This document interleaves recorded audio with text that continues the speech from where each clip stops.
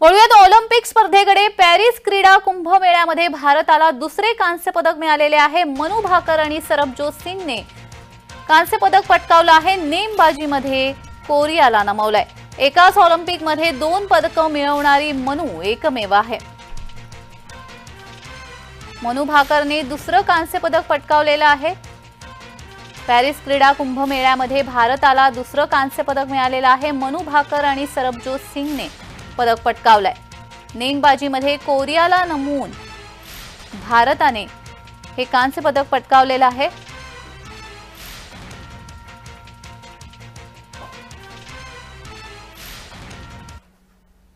तर या संदर्भात अधिक माहिती देण्यासाठी आमच्या प्रतिनिधी अंकिता बिडवी आपल्याशी जोडल्या गेलेले आहेत. अंकिता, आपण पाहिलं ऑलिम्पिक स्पर्धेमध्ये भारत आता टप्प्याटप्प्याने यश मिळवत आहे आणि आता मिळालेल्या माहितीनुसार मनू भाकरला दुसरं कांस्य पदक मिळालेलं आहे. मनू भाकर आणि सरबजोत सिंगच्या जोडीने नेमबाजीमध्ये कांस्य पदक पटकावले आहे. अधिकची माहिती.